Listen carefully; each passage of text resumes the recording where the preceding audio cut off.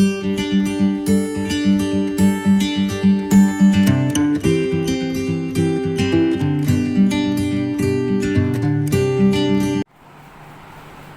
Assalamualaikum warahmatullahi wabarakatuh. Okay, today this is my third video, which is I will present about the adventure tourism. Okay, first of all, we need to know the definition of adventure tourism. Adventure tourism is defined as the movement of the pupil from one to another place outside their comfort zone for exploration or travel to remote areas, exotic and possible hotspot area. Adventure tourism is a type of tourism in which tourism do some adventure activities like skydiving, high climbing, and also for the scuba diving. Adventure tourism is very popular among young age tourists. Adventure tourism gains much of its excitement by allowing to the tourists to step outside their comfort zone. This may be from experiencing culture shock and through the performance of act that required some degree of risk, or we call it real or perceived, and physical danger. Okay, this is about the definition of adventure tourism. Adventure tourism also is a leisure activity that takes place in an unusual, exotic, remote or wilderness destination. It tends to be associated with higher level of activity by the participant. Most of it is outdoor activity. Adventure tourism expect to experience various level of risk, excitement and tranquility, and be personally tested.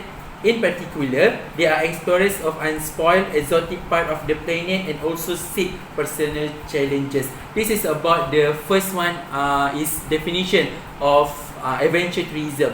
Now we go through the first question is what I agree with the content and what I disagree with the content. I think I agree about this content because they have a lot of activities.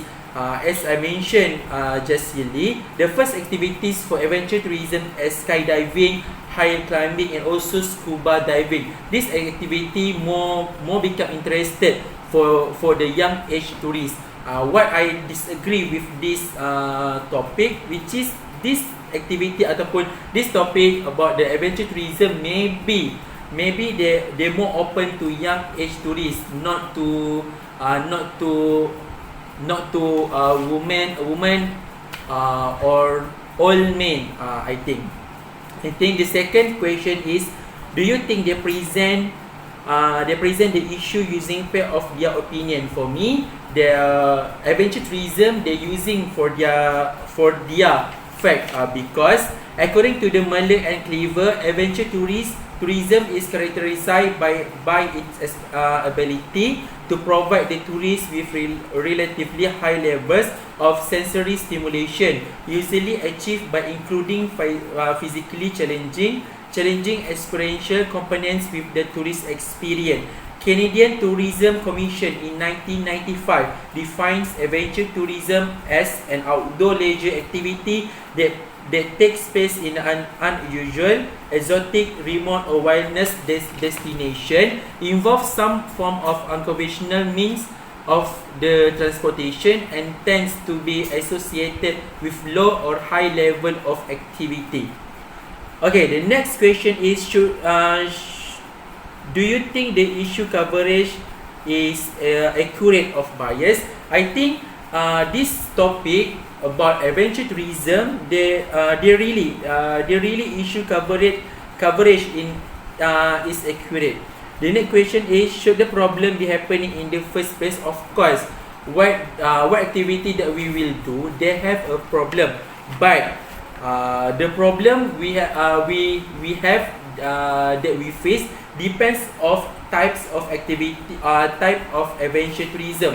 Now we have two type of adventure tourism, which is the first one is hard adventure and the second one is soft adventure. Now we go to hard adventure. What is the hard adventure? Hard adventure tourism refers to activity with high level of risk, require intense commitment and advanced skill. Hard tourism include the activity like climbing mountain, climbing rock, or ice trekking, canyoning. Hard adventure tourism activity are highly risk in nature. Professional guide advanced level skills are required to perform this activity. Many tourism die during climbing mountain, camping every day. There is an interesting fact. There is the 4K2, where second highest mountain for every 2 people who summit one die. This is about the hard adventure. The soft adventure refer to activity with the perceived risk but low level of risk, require minimal commitment and beginning skill. Most of this activity are led by experienced guide.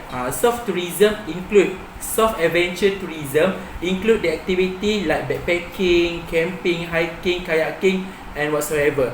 Soft activities are low in risk in nature. These activities are led by professional guide. Soft adventure is a popular category in adventure tourism. On average, 25% trips taken from North America and Europe are soft adventure tourism. This is a problem. This is a problem that will be faced while we do adventure tourism. Okay, the last question is your advice to the source of the problem. This is human related. How the issues could have been prevented, whether through more effective planning or more effective management strategy. For me, adventure tourism is the best activity ever, because as I mentioned really, we have two adventure tourism, which is the hard one adventure and the soft adventure tourism. So it's depend on individual which one they want to choose, whether the hard adventure or the soft adventure. For me, both adventure tourism is the best activity ever, because this activity we only focusing in climbing, focusing on the camping, but it's depend to individual whether they want to choose both of activity adventure tourism, or maybe they can be the one they can be which whether hard activity of the soft activity adventure tourism. Okay guys, I think that's all for me, and as I mentioned just now, this is my last video for my course. That's all for me. Thank you guys. Stay safe and stay healthy. Don't forget to use your sanitizer. Drink a lot of water, and I will see you soon. Okay guys, thank you. Goodbye.